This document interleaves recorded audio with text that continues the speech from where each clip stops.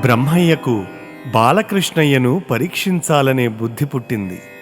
ఆవులను, లేగలను, గోపబాలురను కనబడకుండా చేశాడు. అయితే నాకేం లెక్క అని ఆ అన్నీ తానే అయి బ్రహ్మకు కనిపించి దిమ్మ తిరిగేలా చేశాడు కన్నయ్య. తెలివి తెచ్చుకుని వాణీపతి శ్రీపతిని ఇలా స్తుతిస్తున్నాడు.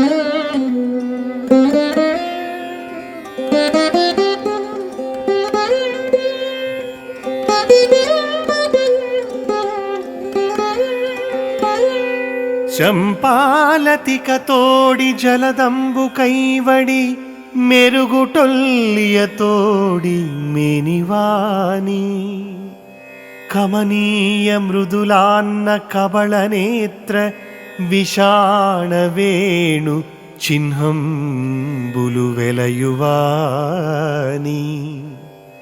గుంజావి నిర్మిత కుండలంబులవాని సిఖిపించవేష్టిత శిరమువాని వన పుష్పమాలికావ్రాత కంఠమువాని నలిన కోమల చరణములవాని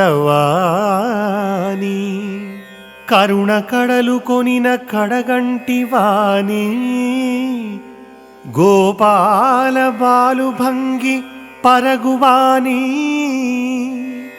నగుమొగంబువాని నన్ను కన్న తండ్రిని నిను భజింతు మృక్కి నీరజాక్ష ఆ ఆ ఆ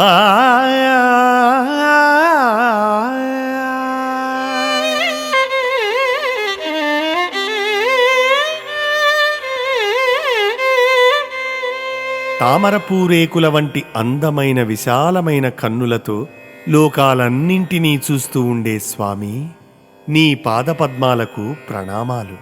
నీవు నన్ను కన్న తండ్రివి. మెరుపు తీగతో మెరిసిపోయే నీలమేఘంలా ఉంది నీ మేను. అందరి కన్నులను ఆకర్షించే సద్దిముద్ద, వేణువు, చేతికర్ర, ఒక కొమ్ము చేతులలో చిందులు త్రొక్కుతున్నాయి. గురువెంద పూసల కుండలాలు చెవులకు అలరారుతున్నాయి. నెమలి ఈకలు తల చుట్టూ నెలకొని చూడముచ్చటగా ఉన్నాయి. అడవిలో లభించే అందమైన పువ్వులన్నీ పెద్ద మాలగా చేసి అమ్మ మెడలో భద్రంగా ఉంచింది. చిట్టి పాదాలు పద్మాల కంటే పరమసుకుమారంగా ఉన్నాయి. వాలు కంటి చూపుల నుండి దయారసామృతం జాలువారుతున్నది. మోము చిరునవ్వుతో పరమసుందరంగా ఉన్నది.